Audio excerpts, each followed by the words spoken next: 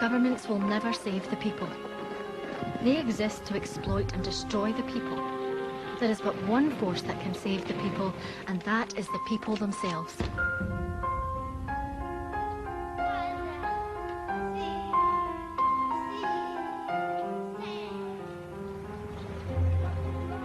Anarchism, a century ago, the terrifying threat to world order. I suppose the standard image of the anarchist is somebody with a floppy hat, a large cloak, and either a violin case or a smoking bomb hidden behind a cape. You know, it's a musical caricature, but that's not what anarchism is. But who's an anarchist? Well, you know, women seeking women's rights, working people seeking workers' rights. I think it's an unquenchable spirit. For a few brief months in Catalonia 1936, history's only anarchist experiment flourished. Esa revolución fue completamente diferente de las otras, porque nació de abajo, del pueblo.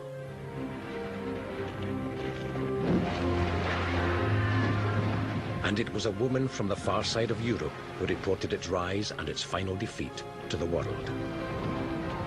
English-speaking workers, why are you sleeping while your Spanish brothers and sisters are being murdered? Where are your traditions? Speak. Act.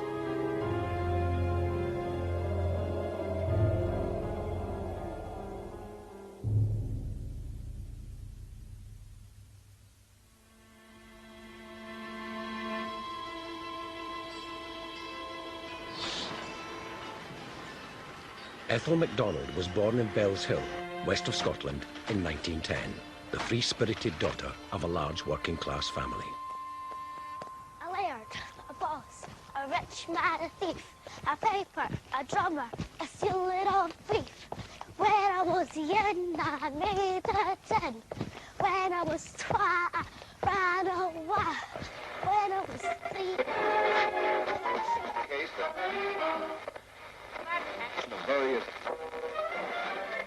1914.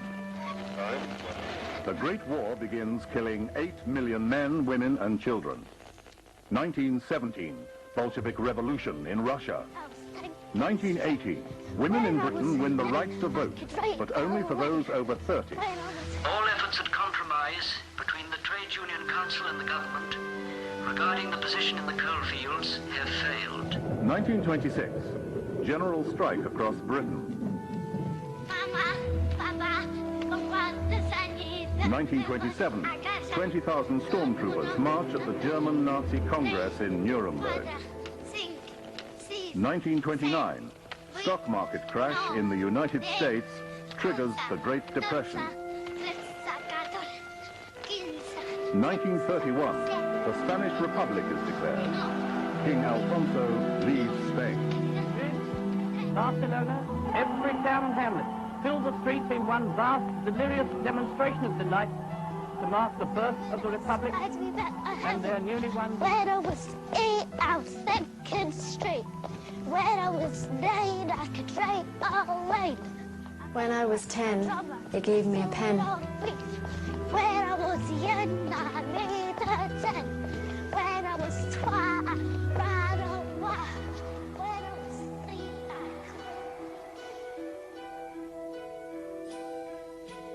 This is the story of an extraordinary woman caught up in extraordinary times in a distant part of Europe where revolution was moving fast.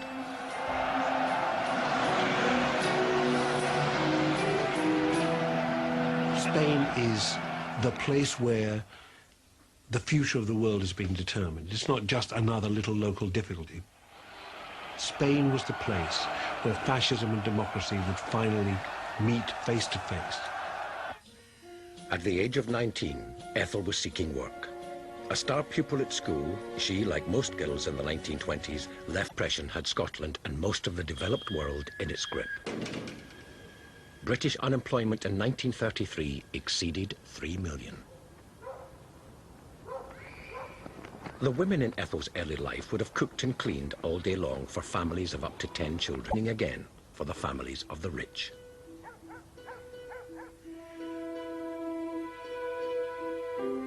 Penniless and unemployed, Ethel was determined to escape that fate, even walking 70 miles in the hope of a job. Early in 1933, the Labour Exchange sent me after a job as a waitress at Dumfries. When I arrived, I found the whole thing was a fake, and I had to hitchhike back to Glasgow. Hi, are you going to Glasgow?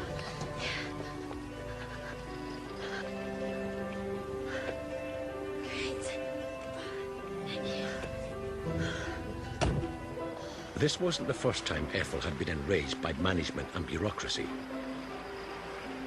In every job she had found, she quickly challenged conditions and payment. Back in Glasgow, she went immediately to an advice centre run by well-known political campaigner Guy Aldred.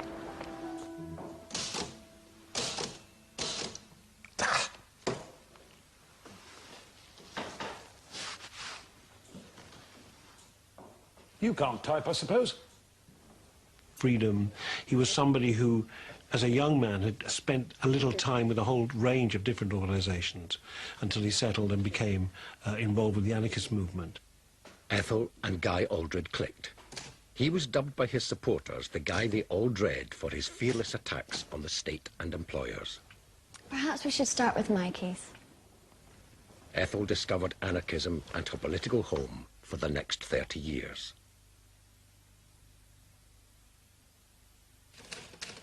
Guy assembled a small team of activists in his advice centre. Good morning. They often gave their services free of charge to the poor and distressed, go green, in law courts and on every street corner defending the rights of the working man. He learned his trade as political speaker and provocateur in the turbulent London politics of the 1910s and 20s, adding his voice to socialists and communists in the public arena. Hello, citizens, men and women. I am taking advantage of this event to draw your attention. Finding an affinity with Glasgow's radical working class, Aldred had no faith in Parliament representing the interests of the poor. The issue then was free speech. The top of every radical's agenda was what to do about the rapid rise of right-wing movements throughout Europe. In 1922, the black shirts marched on Rome. King Victor Emmanuel looked on, while the fascists seized control of all Italy. Mussolini had become Europe's first totalitarian dictator in 1926, outlawing other political parties. In the whirlpool of Europe's politics, the scum. Even here, the first germs of the disease. In Britain, Oswald Mosley organised the British Union of Fascists. From the beer cellars of Munich came a new voice. A leader was in search of a people, and a people was in search of a leader. In Germany, Hitler became Chancellor in 1936, immediately setting about rearming the country and creating the SS. Democrats and radicals alike, the spectre of fascism was terrifying, and they knew that a final terrible showdown with the extreme right was inevitable.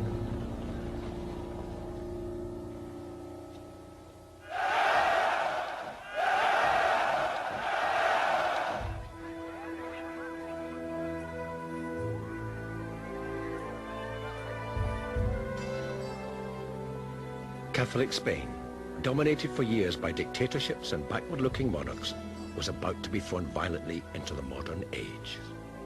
It seems almost incredible that those folks that cried, Viva el Rey, should soon be yelling, down with the monarchy, death to the king, death to the queen, Viva la Republic. In 1931, the old monarchy had been overthrown and the new republic declared.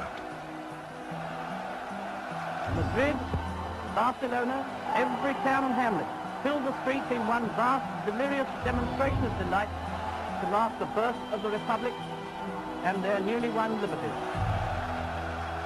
But change was not quick enough or widespread enough for everyone.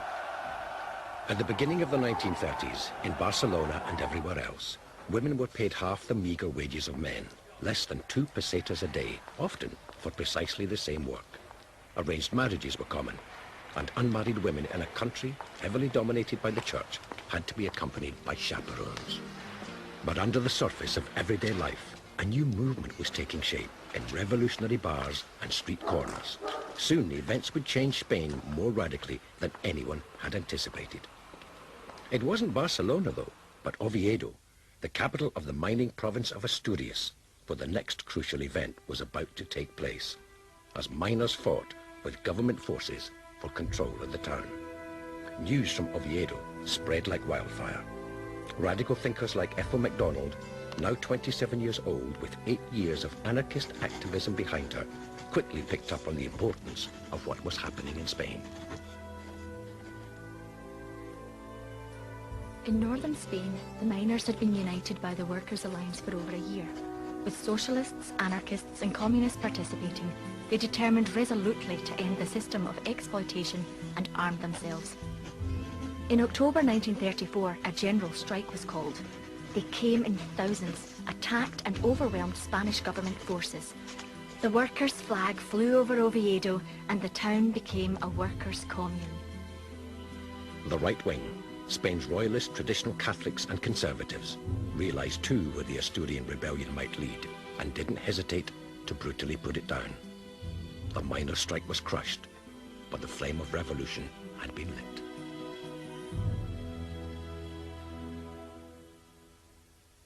Spain is in the grip of an election. All parties have made their appeal to the people, and Barcelona has good reason to be satisfied with the result, a clear victory for the parties of the left. Things begin to accelerate in February of 1936, when a Republican government is elected on the same program it had been elected on 5 years before. But 5 years before, it had failed to fulfill most of its promises to bring about social change. It had promised Latin and limits on the power of the church. None of this had really been carried through. But elections in Spain don't blow over after a little mild cheering. Socialists and others, suppressed by the last government, no sooner hear the result than they start letting off steam. This time, the movement, the working class movement, the anarchist movements, the political movements decided that they wouldn't wait for it all to go through the proper channels, for it to be legislated and carried through legally. Instead, the initiative now was seized from below. The Spanish Democratic Republic was caught in the middle of two opposing forces. The army and the monarchists were losing patience.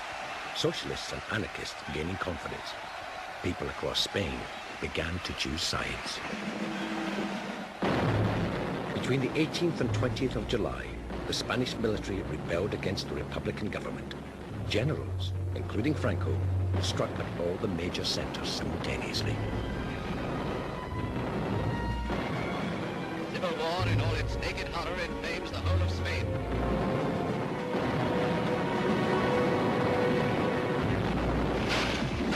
Seville and Granada fell. Cities like Oviedo fought back or were defeated. But in Barcelona and Madrid and elsewhere, the rebel generals were repelled.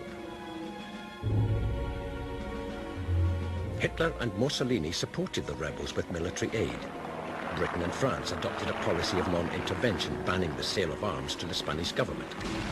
So the Republic turned to Stalin's Russia for military assistance. Madrid enthusiastically hails the arrival of a diplomatic representative from Russia. Mr. Rosenberg is the first ambassador the Soviet government has sent to Spain. There are strong bonds of sympathy between Russia and the Spanish government. Communists believed in ridding the people of oppressive government, but only after the defeat of capitalism. Before then, there must be a disciplined dictatorship of the people, anathema to anarchists. And for communists, defense of the Russian Revolution was paramount. The communist salute is used by everybody in Barcelona. And the government, though not communist itself, issues rifles to all who will defend it. Spain was now divided. About half the country in the right-wing army's control, the rest loyal to the Republic. The people of Barcelona took to the streets and built barricades, knowing full well they'd need to defend their city again. Days lengthen to weeks, and still the burning, fighting, killing go on in the desperate battle for power.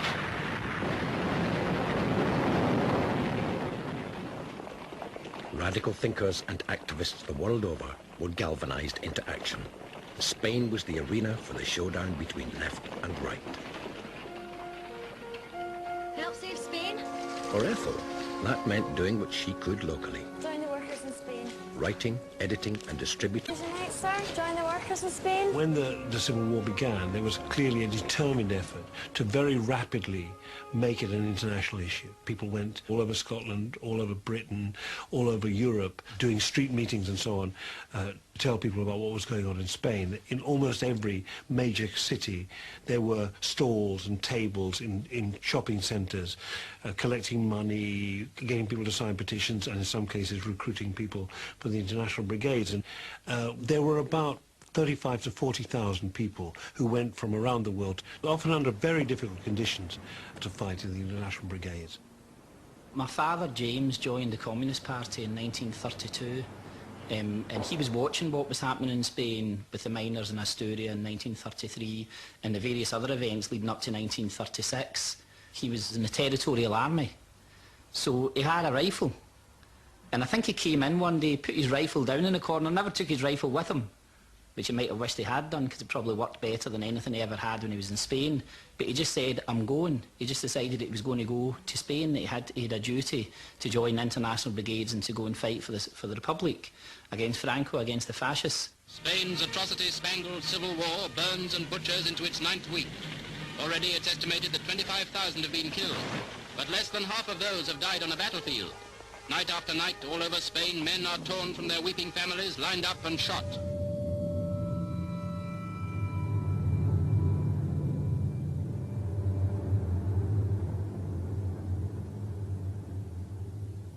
André Prud'homme, leading French anarchist, wrote to Guy Aldred from Barcelona, requesting an English-speaking journalist to inform the world of Catalonia's revolution. Well, we don't even have... Glasgow anarchists managed to raise funds to send her and her comrade, Jenny Patrick, to London, where sympathisers raised money to get them to Paris.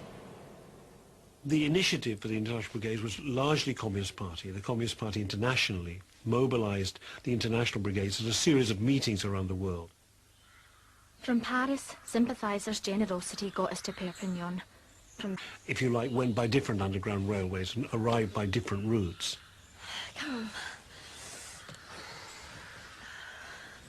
It was difficult because, for example, Britain and France were involved in non-intervention, and therefore it was actually, strictly speaking, illegal to go to Spain. There are people going to Spain who are virtually penniless. I mean, virtually penniless, and they're not giving up jobs to go to Spain, but they don't have degrees, and they're not journalists, and they're not tourists, and they're not travellers. My father talks about the journey, about leaving from George Square in double-decker buses, and going down, and on the journey they seemed to have been well treated and things worked out okay until they got there. They did 6 weeks training and then thrown straight into battle. Literally the back of the truck opened, they went out, and that was them in the battle. And it was just absolute chaos and really quite disorganised, but I think it was a different kind of fighting. I mean, the Spanish Civil War, you have to think that there was something like Guernica, a very modern warfare on the one hand. On the other hand, you had, I think, the last cavalry charge in modern military history.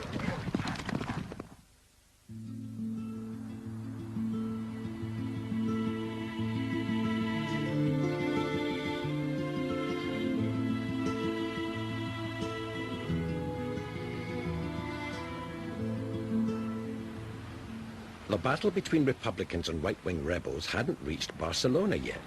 In that city, a whole new way of living was being explored, especially in Barcelona's old town, the epicenter of the anarchist movement.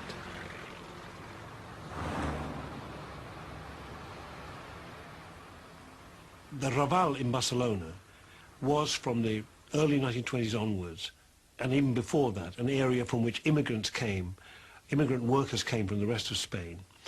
They tended to be illiterate, they tended to be very poor, but it was precisely there that the anarchists organised education, organised community organisations and so on, and really that was their base. Llegué a Barcelona del año 34. No participé antes del 36 en ningún grupo anarquista. Quería. Lo que sí participaba era con mi padre en todos los mítines, ¿no? Entonces ahí se reunían, yo he ido a las plazas de toros, la Monumental y tal, estaba negra de gente, negra.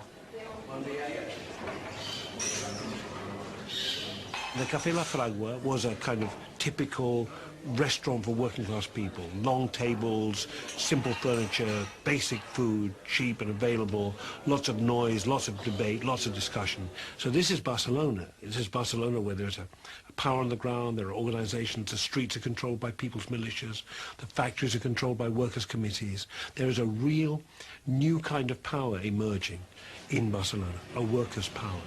Instructions from above, from the government, were no longer simply accepted. Even simple requests for curfew, for example, would be debated, overruled. Ja ho sabem, camarada, però no esperem ordres de dalt. Sabem el que passa. Els carrers estan organitzats i la gent sap el que ha de fer. The people felt they had the power. The fundamental anarchist principle is you should always challenge authority. And if it can't justify itself, which is usually the case, then you should work to dismantling it and creating a freer and more libertarian relationship among people. Nosotros, de lo que se trata, es de abrir brecha, de no someterse, de ser dignos, de ser hombres, de luchar por nuestra propia dignidad. Lo que aporte o no aporte, los que sigan o no sigan, pero yo creo que es la misión del hombre como la mujer, ¿no? De defender su dignidad, su derecho a ser, su libertad, colectiva e individualmente. It looks revolution in 1936, but it's really misleading. There was a long preparatory period just in the general population in which the ideas, assumptions, the conceptions of how to run a more free society just became instilled in people.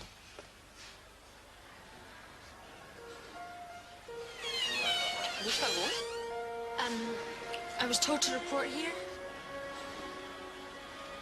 Qui és vostè? Andre Prudhomme sent me. Ethel had arrived in the most exciting place on earth at the time.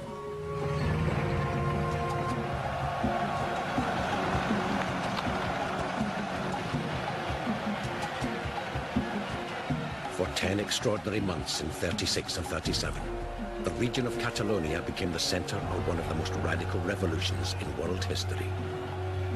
Some 3 million men, women and children were involved. In the countryside, surrounding Barcelona, peasants formed communes on land confiscated from the old ruling elite. Workers took over the factories. Police were replaced with civilian self-defense forces. In Catalonia, 3/4 of the economy was under anarchist control. Hotels, shops, barber shops and restaurants were collectivized and managed by their workers, often making them more efficient. En la calle Viladomati, Gran Vía, de un antiguo convento, y ahí se hizo, primero dice Universidad Popular, y luego quedó en el Instituto Libre. From each, according to his ability, to each, according to his needs, was put into practice. In some communes, money was entirely eliminated and replaced with vouchers and bartering schemes. A partir del moment que la revolució s'extén per Catalunya, en algunes de les zones catalanes, al centre o a la zona costera, hi ha algunes col·lectivitzacions en mans d'anarquistes que sí que deixaran d'utilitzar la moneda corrent i que faran un altre tipus de moneda o fins i tot utilitzaran el sistema de l'intercanvi. Però bàsicament aquest tipus de substitució de moneda per l'intercanvi és més un mite que una realitat que s'estén per tota la Catalunya revolucionista. A una li sobrava, per exemple, blat i a l'altra, en canvi, tenia un excedent de vi. Every facet of life was being experimented with. It was an extremely successful, maybe the most successful case of people actually taking their lives into their own hands, running it successfully, very poor people. I mean, I remember as a child, back in the around 1940, when I was just learning about these things, reading the documents of the collectives, and some of them are very moving.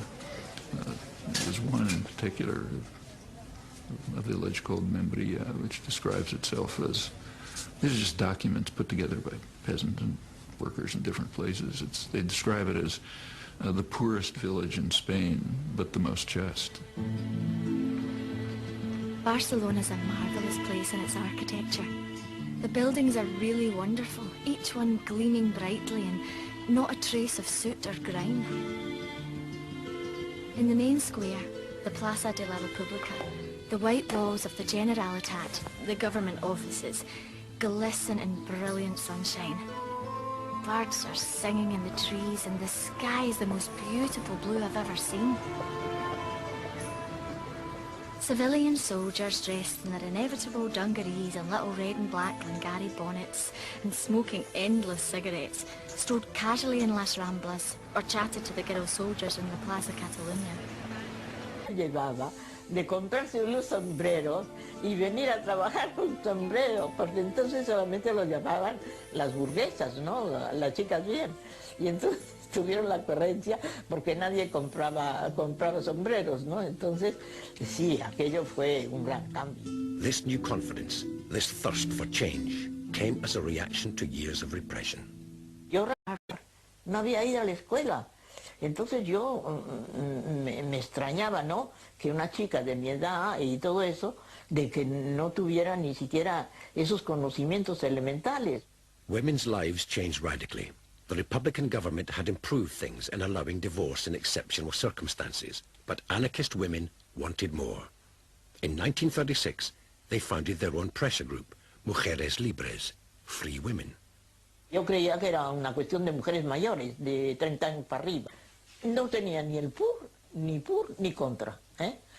Luego ha sido cuando yo, que compraba el periódico y la revista, ¿eh?, luego yo le he dado toda la importancia que aquello tuvo. For the first time in Spanish history, women had a real say, politically, economically, and in the home.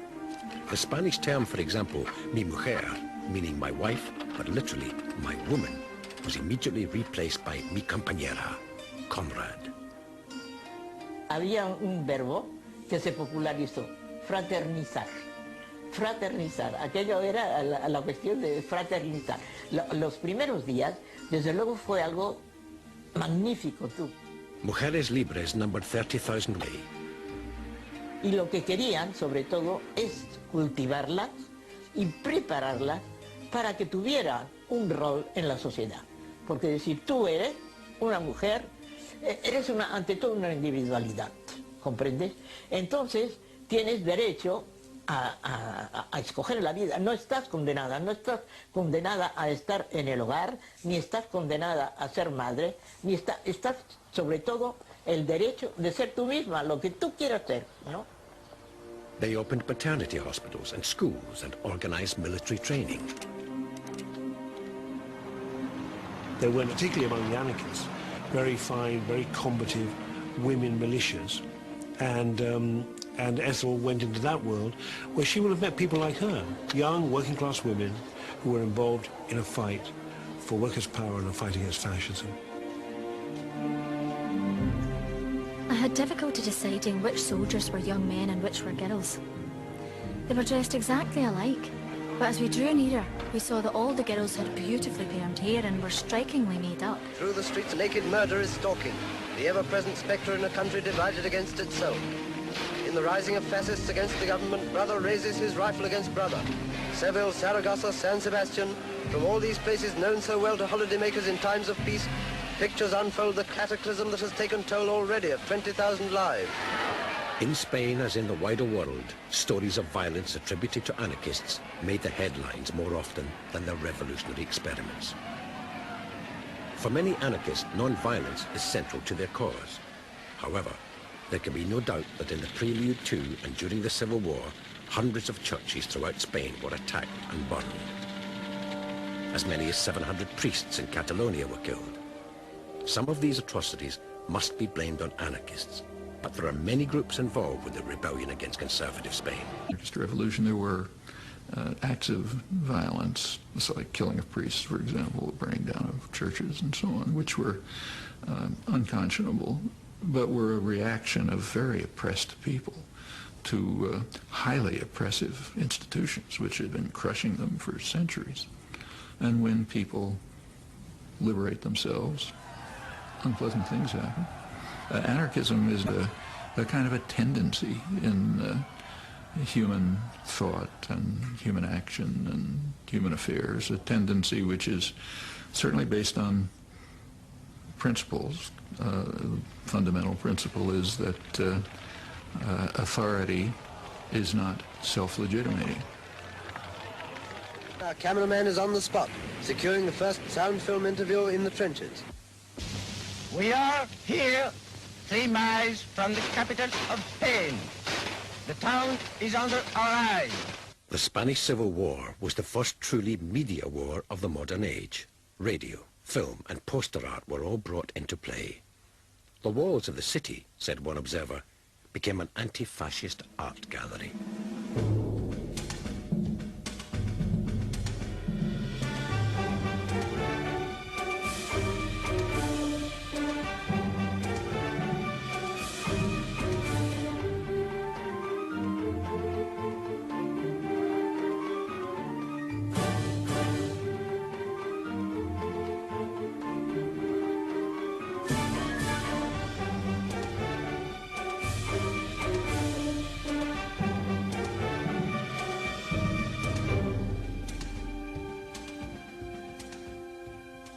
Ethel took no time settling in. From the moment she arrived, she yet has the will to conquer. The almost superhuman determination of the workers on July 19th, when they destroyed, without any preparation, the whole fascist army in Catalonia, will be repeated on the fronts of Andalusia and... For with the world's spotlights on the fight round Madrid, we're apt to forget that Catalonia and its capital, Barcelona, are by no means conquered. Day after day, along a 100-mile front, these men hold the lines against fierce attacks by forces of Moors, used by General Franco as his main spearhead. Ethel knew this war wasn't simply a war between left and right, between the democratically elected republic and the military. There were divisions opening on the left its interest to her than the defense of the revolution. She was at pains to distinguish right from the beginning the difference between anarchist and communist positions. The Spanish worker wants the assistance of the world proletariat to end once and for all class differences and exploitation. According to the communist Santiago Carrillo, we are fighting for a democratic republic, for a democratic and parliamentary republic. It should be clearly understood that we, the anarchists, are not fighting for the democratic republic. We are fighting for the triumph of the proletarian revolution. The revolution and the war are inseparable. Without your British government's consent, these troops could never have been brought across the Mediterranean. Without your apathy, the Moorish troops would never have entered Spain. The anarchists were organized around the CNT, the National Workers' Confederation, the largest trade union in Catalonia. From within the CNT, the Iberian Anarchist Federation, the FAI, operated the political and campaigning arm of the movement. At this early stage, anarchists and communists were still working together, but the ideological and political differences were profound. At the start of the war, the Communist Party was very, because they, if you like, because of the international connection, because of their connection with Russia, they had, if you like, an authority or a possible weight greater than their numbers. And therefore they went to the Republican government and offered their support, and in doing so, really they were kind of deploying the promise of Russian support too. Ethel wrote about everything. The progress of the front line, almost within hearing distance, the tensions between the factions, the work done in collectivized villages and factories. Living and working in a city on edge, waiting for a attack at any moment, was a rich source of material.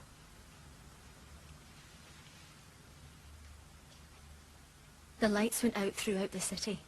From the tops of the buildings, huge beams played across the sky, searching, searching. All the subways have display notices advising the people to take shelter. Hurrying to and fro were the militia, armed. It was marvellous. It reveals wonderful determination. The The 15th International Brigade was where the majority of volunteers were placed. 40,000 people worldwide came to fight in Spain. Over 2,000 British, a quarter of them Scots. Barcelona, November 10th, 1936. This evening we went to a meeting of the French and German sections. D'où êtes? Pardon? Que d'où êtes? Ah, désolé, mademoiselle, je parle pas espagnol. This place is full of people of all nationalities. Most of them are about 25 to 30 years old. Romanians, Bulgarians, Russians, Germans. This is the kind of international that will unite the human race.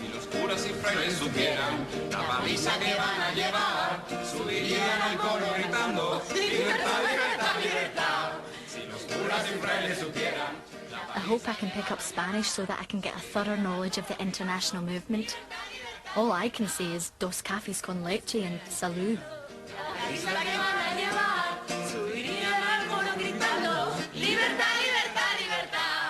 Everyone says that Spanish is simple. But to me, the pronunciation is like committing suicide. I almost trip over each word. Nothing depresses me so much as the fact that I don't understand what's being said, and I'm unable to ask exactly what I want. It gives me an inferiority complex. All languages are spoken here, but those who understand English are few and far between. Truly, I should feel cheated if I was to leave Spain with nothing attempted and nothing done. I feel my future depends on making good here.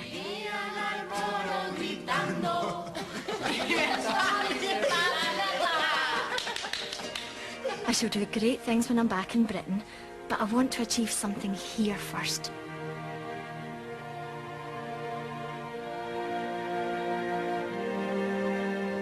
Ethel's journalistic and propaganda skills had been noticed. She was recognized as the right voice for Barcelona's anarchist radio station.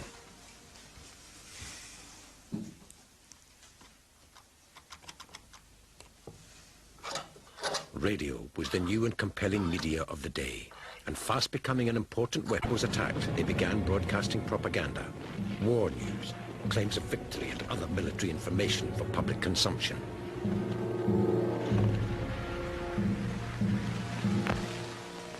Every radio station was directly controlled by either the rebels or loyalists solely for the dissemination of propaganda. In Catalonia, the radio station was a crucial medium for volunteers from every country, English being the one language many of them had any knowledge of other than their own. 2, 1, dentro. Yesterday I went to a small place outside Barcelona called Sabadell. A group of young comrades have taken over a house, and there they have a school for mutual instruction. The FBI headquarters in Sabadell are in an old... I think it's an interesting thing to look at, the huge importance that radio had, and radio voices, and how enormously significant they were in building morale and mobilizing people for the resistance to fascism in Spain. They have definite ideas of action, not mere theory. Barcelona was the center of the revolutionary resistance, and her voice, her daily broadcasts, as part of the, of the kind of propaganda and political machine of the anarchists will have been important. Of course, the best-known radio voice, strange really, because in a sense, both these women came from similar backgrounds, working-class backgrounds, from kind of industrial areas, very different, and yet, in a curious way, kind of occupying parallel roles maybe in Spain. Are you English-speaking workers prepared to let this tragic force, which means the rape of Spain, go on? If you are men and women, if you sense the class struggle, you will permit no ban on volunteers. Spain wants action. Action by the great democracy in every democratic country, action at home to defeat fascism, to aid the struggle of anti-fascist Spain. The English language is held by those who speak it to be the greatest language of freedom. To all who believe, therefore the best of the English tongue, who hear it ringing in the accents of the martyrs, and not the callous, cynical tones of the persecutor and the judge, I address myself. I ask you again to make it the language of freedom. Let it vie with the Spanish tongue, and the tongue of one-time revolutionary France. Let it speak to fascism, to Hitler, to Mussolini. The voice of strangled freedom be heard. In the wider world beyond, the radio brought living heroically to their deaths to vanquish fascism. The ill-equipped and betrayed people were winning, so fascist Portugal, fascist Italy, fascist Germany stepped in, whilst France, Britain, especially Britain, played at democracy. Played at democracy, spoke non-intervention, and behind non-intervention assisted fascism and Franco. A prominent news editor in California reported that he had received hundreds of letters about Ethel MacDonald because she had the best radio voice he had ever heard. The Spanish government has been forced to flee from Madrid to Valencia. That, on the 114th day of the terrible civil war, was the news from Spain. And pouring into Valencia too come Madrid's children, speeding from the continuous danger of bombardment that hangs over the capital. As the fascist insurgency gained strength, tensions began to rise amongst those defending the Republic.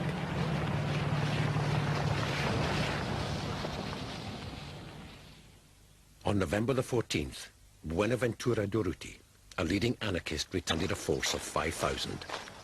Ethel reported his sudden and mysterious death on the 19th of November, 1936. I was at the internment. The streets of Barcelona were packed. Durruti's dynamic integrity is a serious loss to the workers' struggle. Except for the fact that liberty does survive the death of its prophets and its warriors, one would wonder what would come of such a loss. His body rested all night in the hall of our headquarters. We honour his memory and the uniqueness of his energy and courage combined. Durruti was shot either by a sniper or accidentally by his own pistol. But in the heightened atmosphere of Barcelona at the time, his death provoked further division and rumour, even amongst anarchists themselves. Sobre la mort de Durruti hi ha encara una sèrie d'hipòtesis obertes. En concret n'hi ha tres. Una és que el van matar els propis anarquistes, sobretot els anarquistes més radicals, contraris a que la CNT-FAI formessin part dels governs. Una segona interpretació és que va ser assassinat pels comunistes, és a dir, pels que deien els contrarrevolucionaris, i la tercera és que se li va disparar la seva pistoleta que duia sempre penjada. The disagreements between the various Republican factions was becoming a problem. Anarchist leaders felt they needed to take action. With the fascist threat coming ever closer, the Madrid and Barcelona headquarters would soon be involved in fighting. Bé, els anarquistes durant aquells moments, a setembre del 36, estan rebent de part dels comunistes com una pluja enorme d'epítet, és a dir, tant els hi diuen que són uns salvatges, que són uns incontrolats, que perdrem la guerra per culpa dels anarquistes. Tota aquesta unió de coses i de forces fa que els dirigents anarquistes considerin que és necessari entrar en els governs. Intervenir en el govern significa anar en contra dels principis anarquistes, que no són, estan en contra de la política, en contra de l'Estat. With a report that Madrid immediately threatened by attack. The relative peace that had allowed the Catalan experiment that Ethel had found so fascinating was nearing its end. There is trouble in Barcelona. At 3 p.m. on May 5th, 3 lorry loads of police made use of the siesta hour to launch an attack on the telephone exchange. They seized the ground floor without difficulty, but our comrades in the building barricaded the stairways and swept them with machine gun fire. The attack in May 1937 on the anarchist stronghold, the telephone exchange, came not from the fascists, but from the communist-backed government. For Stalin, and for the communist movement worldwide, the key and prevailing concern was that there could be political alliances and understanding between Russia on the one hand and France and Britain, above all Britain, on the other, because Hitler was threatening Russia. So Stalin's vision of what was going on in Spain had less to do with Spain than the broader European situation, in which it became critical that Britain would support Stalin against Hitler. Crowds gathered outside the building, and the streets were filled with men and women crying, "To the barricades! To the barricades!" The police had used sandbags and bricks intended to repel Franco's attack, but our anarchist element in the power system of the Republic was communist or close to communist. And they hated the anarchists with an absolute passion. And they simply used their power to crush the Barcelona working classes and the anarchist movement with quite a lot of violence. There was electricity in the air. All during the night there was firing in the street. We had a good view from our window. The Home Secretary in that government sent troops to the telephone exchange in the Plaza de Catalunya in central Barcelona to drive out the trade unions who at that time are controlling the telephone exchange. The firing became terrible from the balconies over the Plaza Catalunya, from the Colón Hotel, the Socialist Party HQ. The noise is terrible. Already many have been killed and wounded. In a sense, the telephone exchange was very symbolic. The telephone exchange was run by the workers in the telephone exchange, and the argument was that they listened in to ministerial conversations. Now you can imagine what mayhem that could cause if you actually heard what politicians say to each other. But more importantly than that, that was symbolic, really, of the extent to which workers' organizations still controlled things. So sending troops against the workers was a demonstration to the outside world that they would not allow a revolution to happen in Spain, with all the consequent repercussions with the rest of Europe.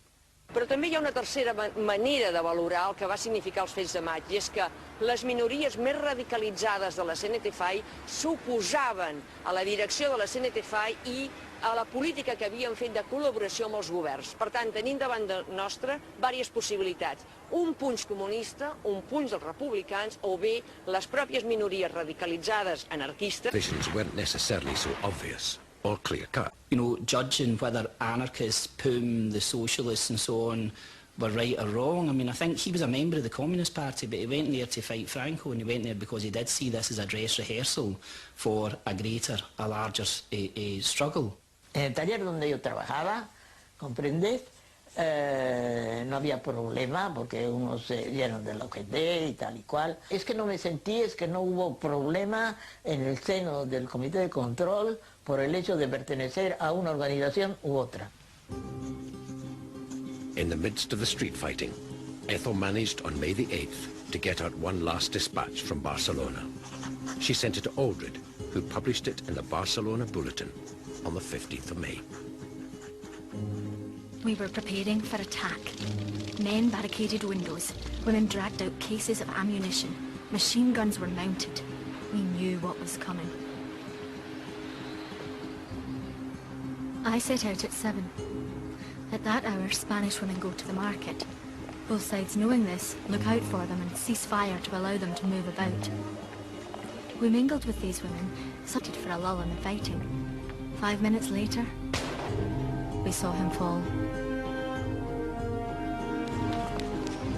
This was our life for the next 3 days. We busied ourselves filling cartridges for the soldiers and preparing food for them. At mealtimes we felt that all the food was needed for them, and we had our meals in a little restaurant a few streets away that had remained open for us.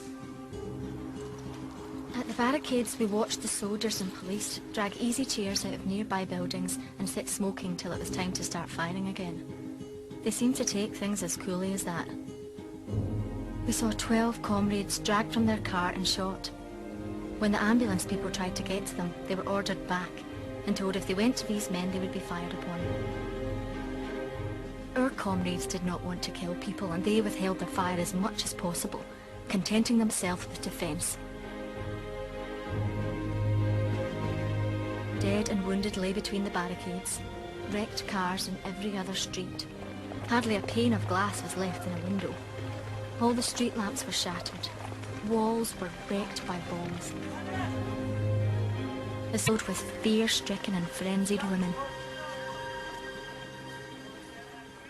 A partir dels fets de maig, el que sí que queda clar és que la CNT-FAI ja no formarà part, fins al final de la guerra, en els governs ni de la Generalitat ni a Madrid. Però també significarà per als militants més radicals de la CNT-FAI un període molt negre.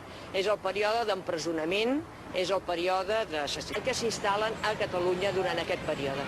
Per tant, entrem en una etapa molt dura pels propis anarquistes.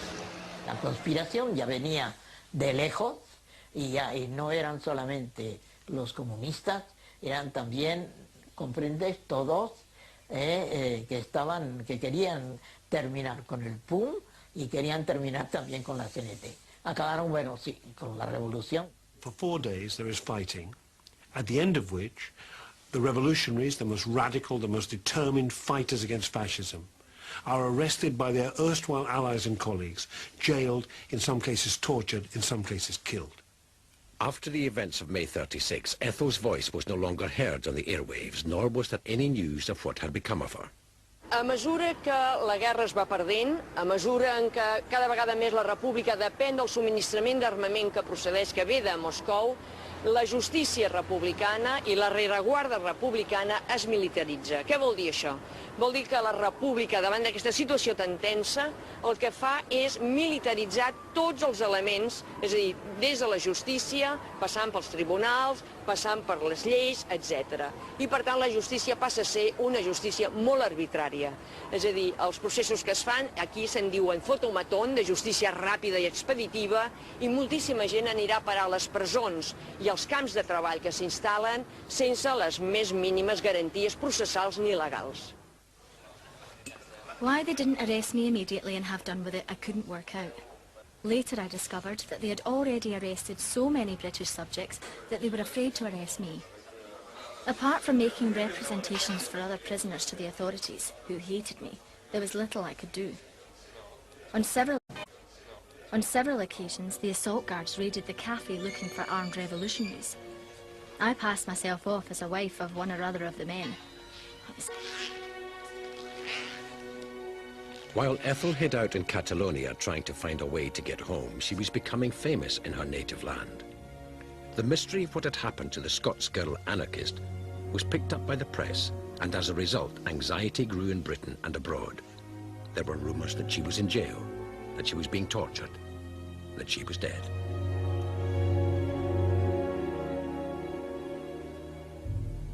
As I say. One night, at about 1 o'clock, there was a thunderous knocking at the door. Assault guards marched in and without a... Fuera! Eventually, they took me to the police station and left me there all night. The next morning, I was moved to the Hotel Falcon, which had become a prison for anarchist soldiers.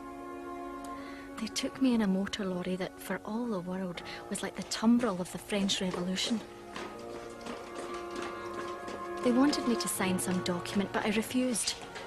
My fingerprints were taken, and no charges were preferred against me.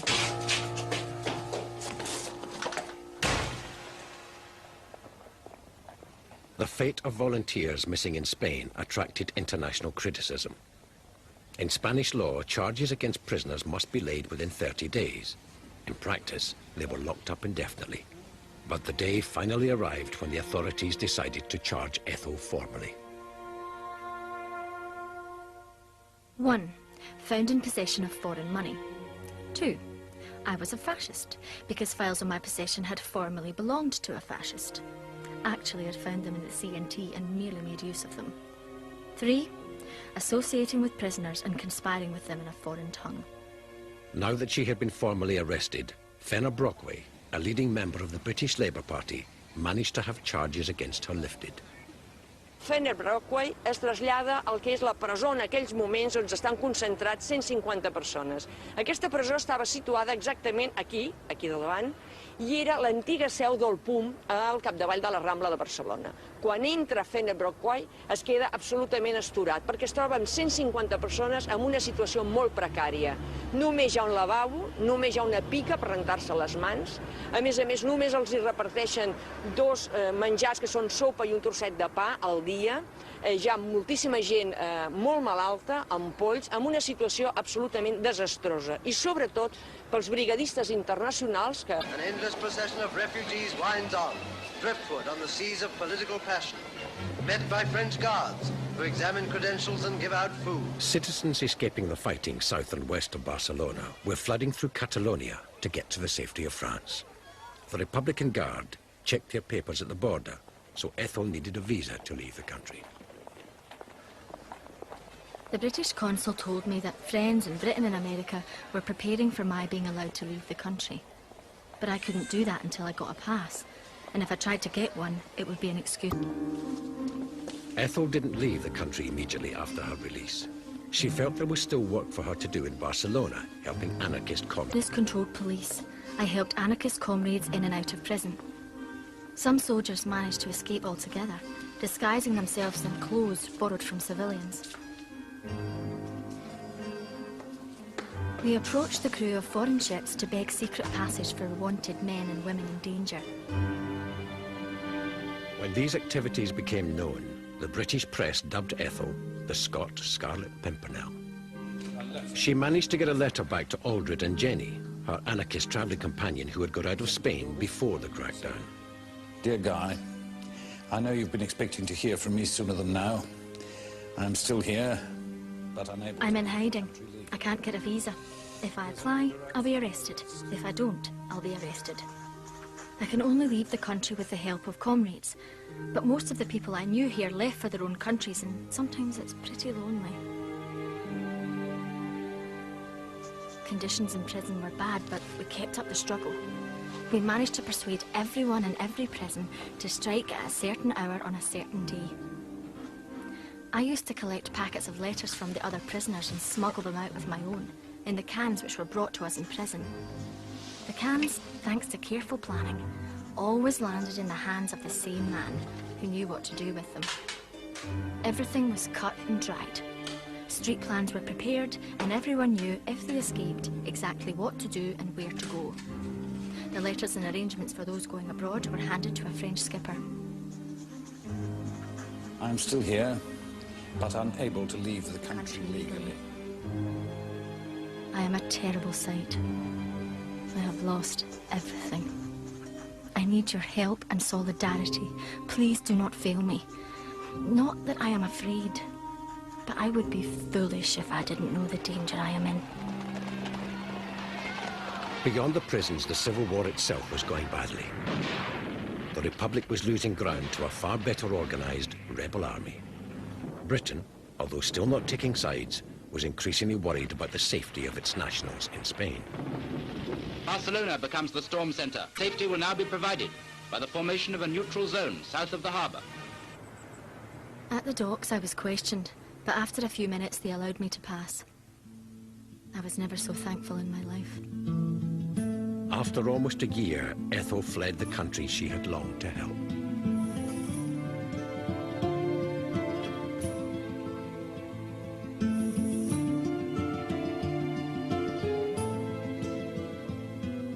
Truly, I should feel cheated if I was to leave Spain with nothing attempted and nothing done. I feel my future depends on making good here.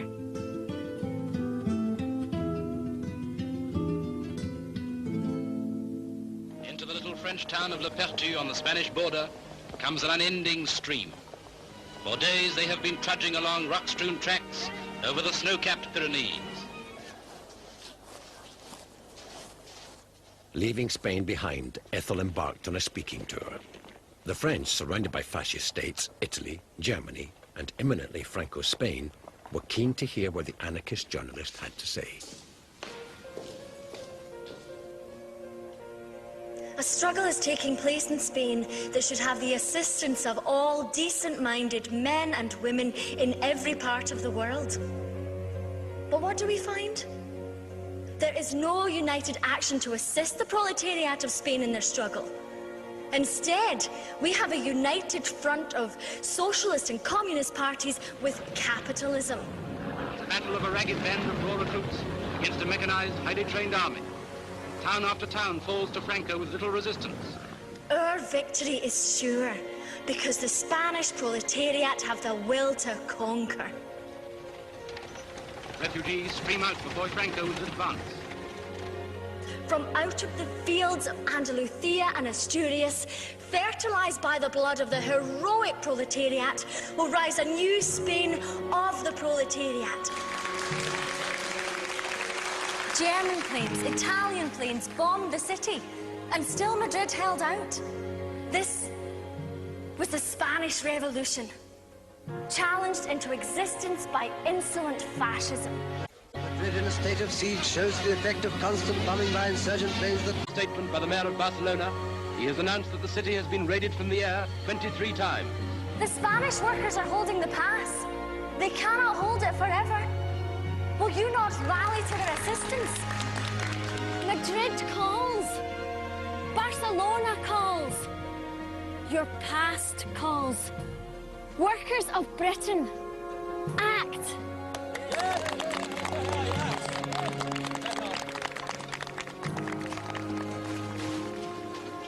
Anda, no me hables. Yo creo que lloré. Yo creo que lloré porque habían salido, me daba asco de ver porque al principio, cuando yo estaba trabajando en Solidaridad Obrera en la administración, y el martes, aquello fue tomado el jueves, y el martes el compañero administrador Nieves Núñez nos dice de ahí, de Solidaridad Obrera, ¿no? Entonces yo llego a casa y le digo, nos vamos, nos vamos. Mi papá estaba muy acabado físicamente. No tenía aún los 65 años, pero estaba muy acabado físicamente. Y mi papá dice, yo no me muevo. February the 27th, 1939. Britain and France recognized Franco's regime even before its final victory. March. Hitler and Mussolini lay down the foundations for their infamous Pact of Steel. April the 1st, the rebels proclaimed victory. Mi hermano había llevado a mi madre al cine los primeros días que entraron los nacionales, y una vez quise ir yo. Dice, si vas a ir al cine vas a tener que levantar el brazo. Yo no voy a levantar el brazo en alto, ¿sabes? Y resulta que vamos al cine y evidentemente no estaba lleno, ¿no? Era un cine barriado bastante grande y mi madre se levantó y tenía la mano así y yo me daba risa, bueno, y me quedé sentada, no me levanté. Pues has de creer que no sé cuántas butacas, hileras de butacas había detrás de mí. Venía toda la butaca, haga usted el favor de levantarse. Si no me hubiera levantado, me meten en la cárcel. Y allí, pues mira, y a mí me saltaron las lágrimas. Yendo allí me saltaron las lágrimas. The new ruler of Spain rides into the city of his conquest. Behind him his Moors, his army lines the route. The Moors and the light tanks come first, then the Italian Black Shirt Division. September 1939. Hitler invades Poland. The swastika spreads its curse over Europe, and Hitler has forced the world into a new war. There was a speculation. For example, the British government, the people in the British government, were much more sympathetic to Franco and the fascists than they were to the Republic. If you take a look at the Spanish Civil War, it had two phases. The first phase was a joint effort in different... Spain's civil war remained a fault line for the left throughout its bloody course and long after its conclusion. To this day, theorists and foot soldiers, members of political parties and individual thinkers tear apart, inspect, analyse and look again at the revolution in Catalonia. Now it's quite right, absolutely right, that anarchists who feel they were betrayed by certain elements of the Communist Party or communist leadership in Spain, that they should feel angry. But at the same time, I think there's such a strong strand of anti-communism running through the 20th century, such a profound and deep strand, that I think there's still the risk of witch hunts.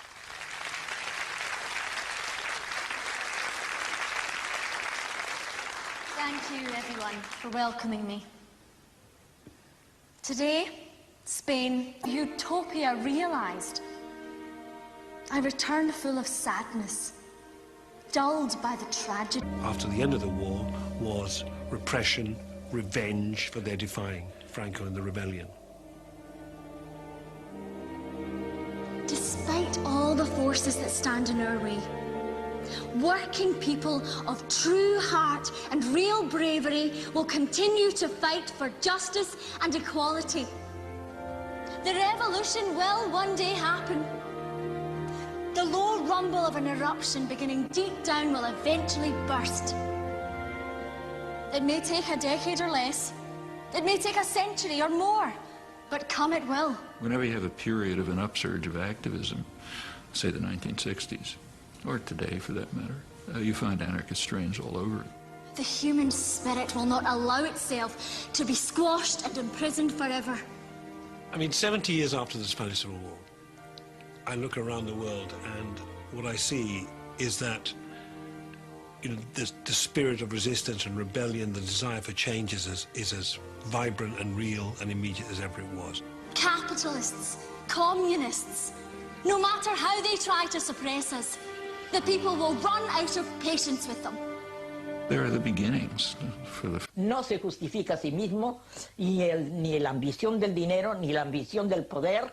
Spain and the Spanish Civil War is part of the history of a living movement which rises and falls over time. Lo que queremos es avanzar. The resistance continues, the movement grows. It's a new movement, different faces, but the same spirit. Pese a lo que les pese, nuestra verdad la seguiremos diciendo y por eso existimos y por eso sigue existiendo otras organizaciones menos preponderantes que lo era antes, pero que siguen hablando en nombre de esa libertad y en nombre de esos ideales. No nos entierren, no hemos muerto. Hay juventud que... English-speaking workers, why are you sleeping while your Spanish brothers and sisters are being murdered? Where are your traditions? Speak.